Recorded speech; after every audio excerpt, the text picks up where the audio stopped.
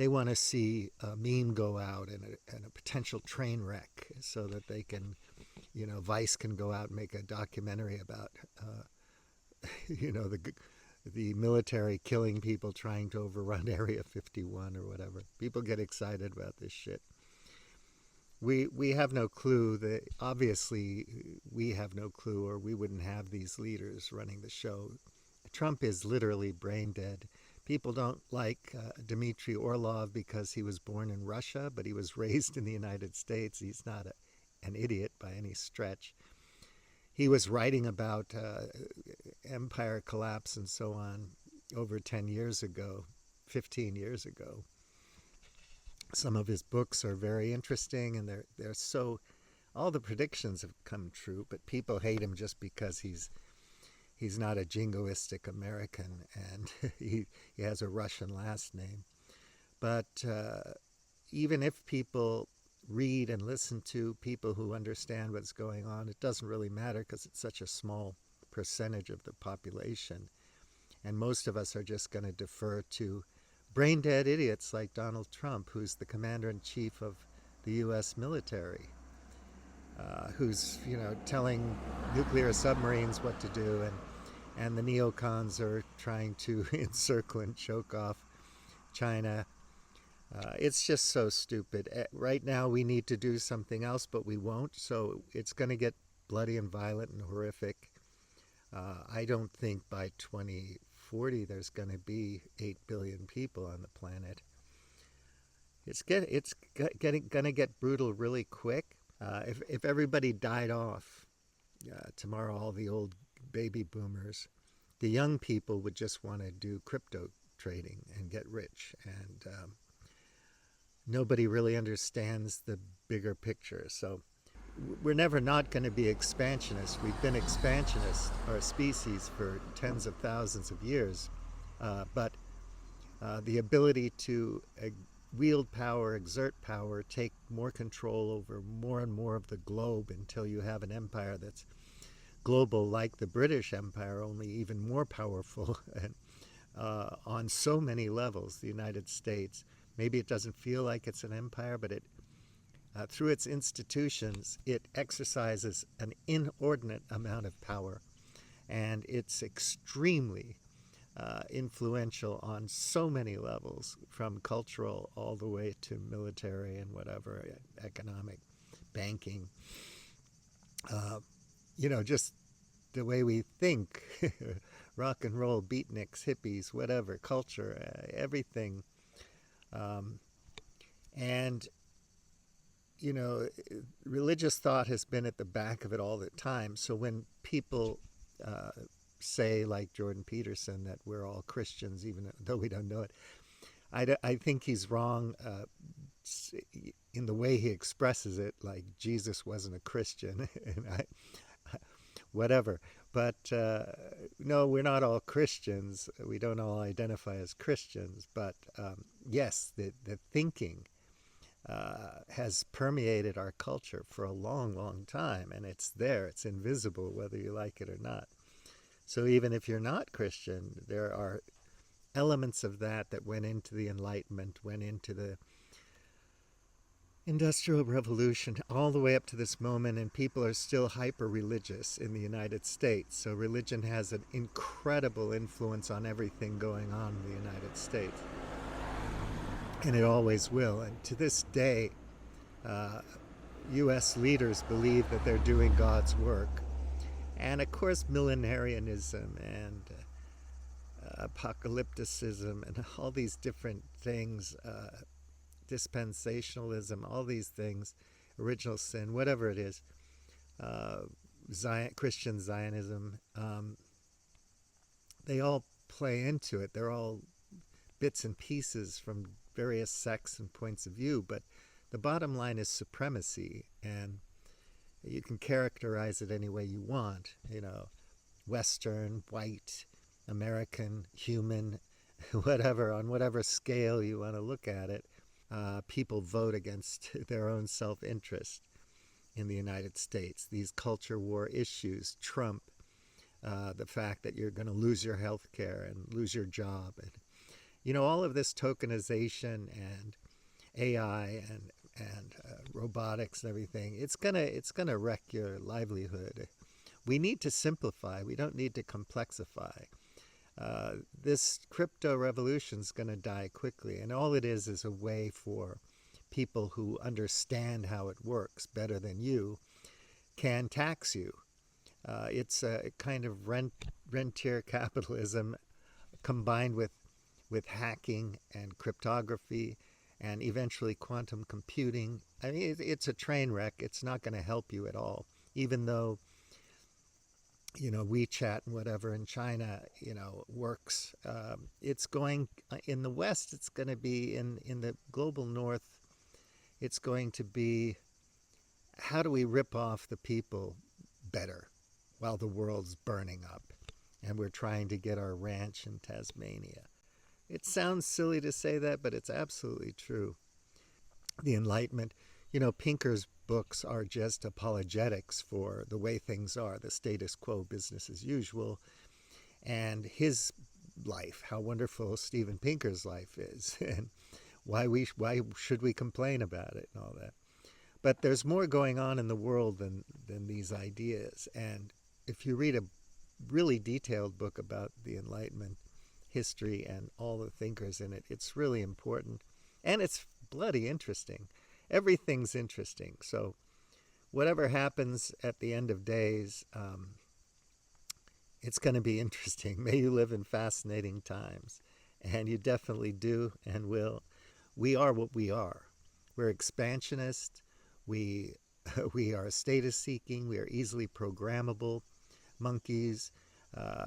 We respond to power and status. We have the endocrine system that makes it so. We need our dopamine and our serotonin and oxytocin hits, and we're really good at technology. We're a unique animal in every respect, and what are we going to do about it? I don't know. How are you going to live? You're going to live saying, I read a certain intellectual influencer, therefore I'm smart, therefore I'm happy with myself, therefore everything is good. Everybody else is stupid, I'm smart, blah, blah, blah. It doesn't get us very far at the end of the day.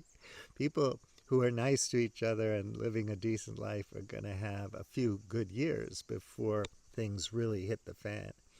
And I am going to say at some point that the game is up, and why I think that is, but who cares what I think. The point is, people are going to notice it more and more over the coming years. It's going to be impossible to ignore. It's going to hit home.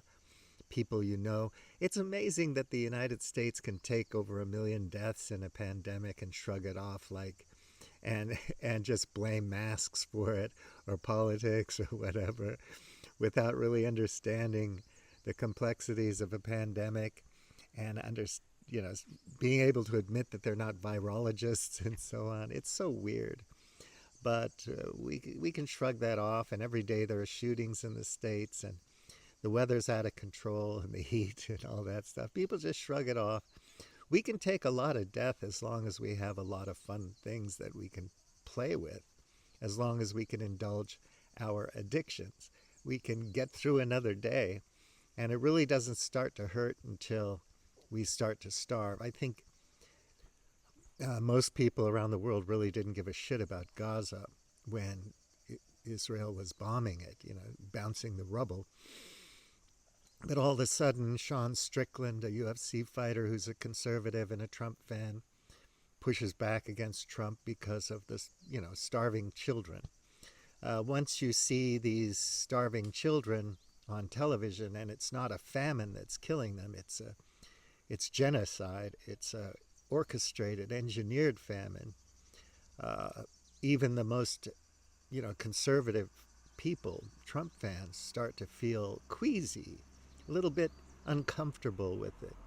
It was all right when the snipers were lobbing in headshots on children, but, when they bomb anybody who is a peasant and they get their asses kicked by Iran and Yemen, but once you see those children starving to death, and you look at the doctors who are taking care of patients and their skin and bones, They look like they just walked out of Buchenwald or Auschwitz or something. And they're the ones trying to help these starving children. And suddenly France wants to talk about Palestine. Canada wants to talk about Palestine. Australia finally has some serious demonstrations. That's the way it is. America, Canada, and Northern Europe is going to be laughing and playing the crypto and the AI game and all of that until they can't eat. And they start to see people starving to death.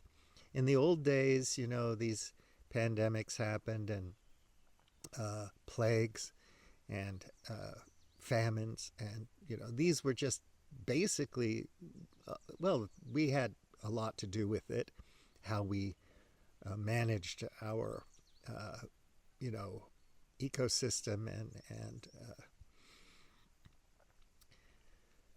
how we farm and all that kind of stuff. But it was basically acts of nature that pushed it over the edge. And people, well, not necessarily in the Soviet Union. And by the way, even when Ukrainians were starving to death, so were people on the Russian side. It's the Soviet Union, and people were starving to death in the Soviet Union. Nowadays, we want to put a border there and say X amount of Ukrainians starved to death, but X amount of people on the other side of the border starved to death too in the Soviet Union at that time. And the same thing with the famines that were basically politically engineered in China and other places around the world. We didn't give a damn about Hutus and Tutsis until, it's too late, basically. And this is what's happening in the Middle East. But at the end of the day, the whole region is suffering from water shortages. Iraq is saying Turkey has to send more water down to Iraq, and so on and so forth. So the bottom line is all the Israeli Zionists are going to be trying to get a house in the Netherlands or Canada or wherever the heck they want to go back to at the end of the day, because they're not going to be able to live in the region anyway. The resort's not going to happen. There's not enough energy. There's not enough power. There's not enough water. There's not enough food going forward to turn Gaza into a Mediterranean resort. It's all bullshit. It's all nonsense. And yet we listen to it and act like we know what we're witnessing. And we allow these leaders to do this shit.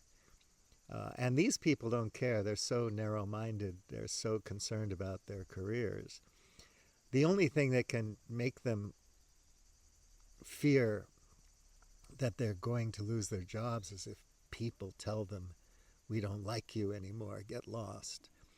But people don't have the courage yet to do that because they're not hungry. So they're going to hang around and take what they can get, all of us, until we're hungry, and then maybe the heads will roll. Unfortunately, it has to come to that.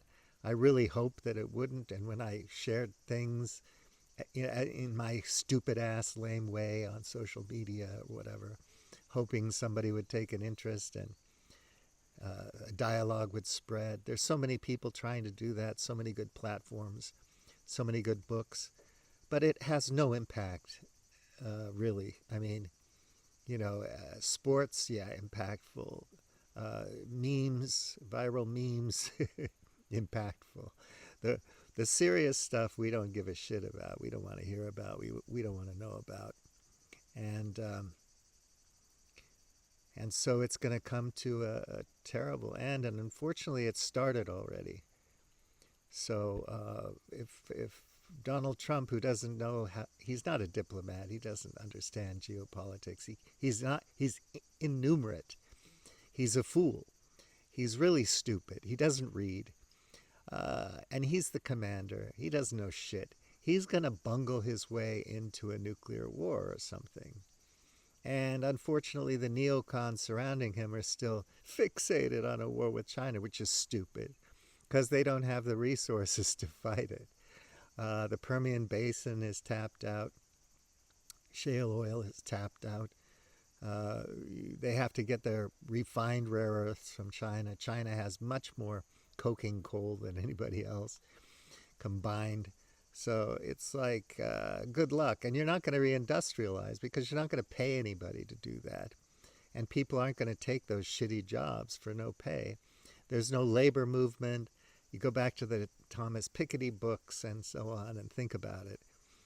It's a financial play now.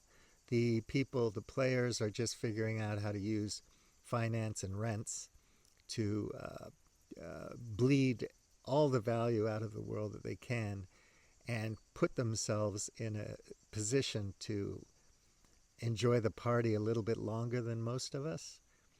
And we're going to sit by and let them do it. Let Bill Gates buy up all the land, before T. Boone Pickens died. Let T. Boone Pickens buy up all the water rights in Texas. Let them have it all, for fuck's sake. They're the winners. We just want to be like them. That's another thing Friedman was talking about, which is people just kind of have this idea that they can make it too. So they don't want to regulate the billionaires because what if I become a billionaire?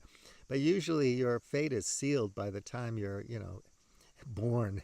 You either have backing opportunities or you don't, and all of that's dumb luck. And if you're not on course to make good money by the time you're 25, chances are you're never going to make much money, ever. So you're never going to be a player.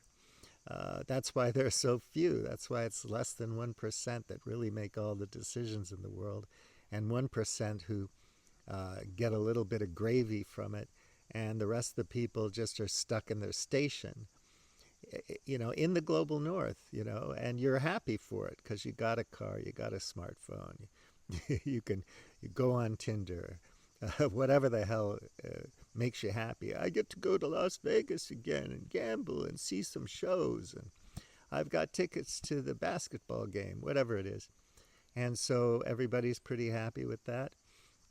They don't mind being taxed, and they don't mind eventually having to rent everything, including their breathing.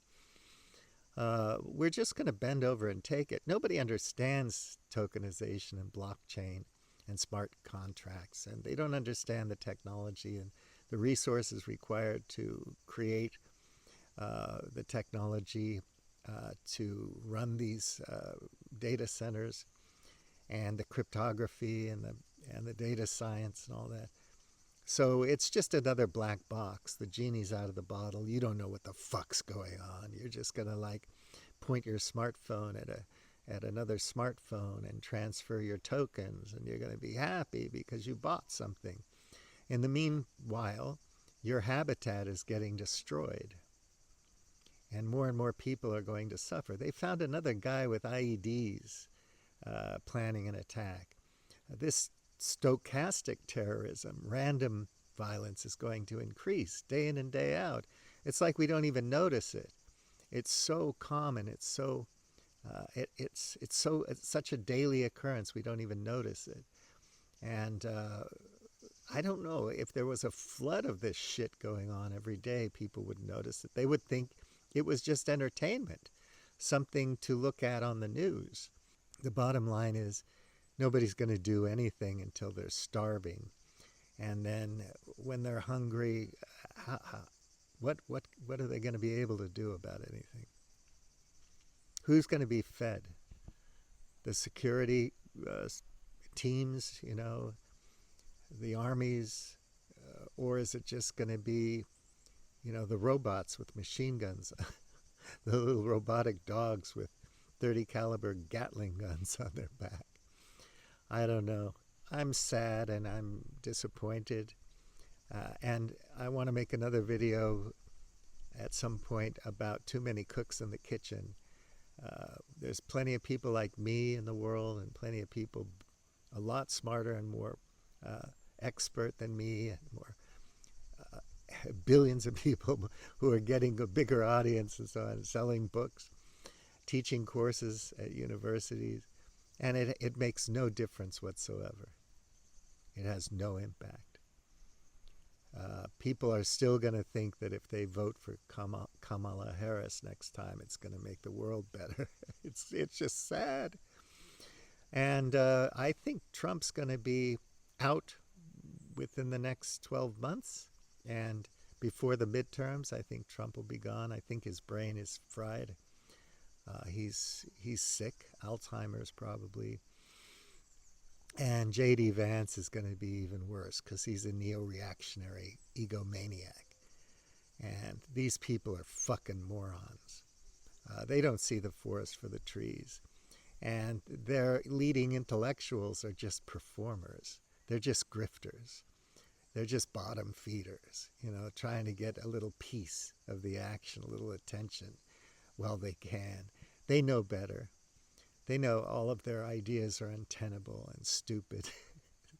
So they go on platforms where people agree with them, and they get the love.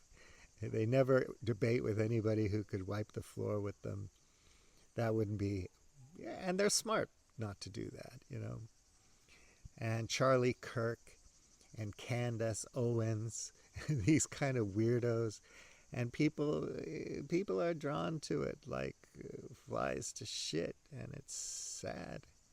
So it's a very disappointing time. Take good care. I'll get on my bike and ride. William T.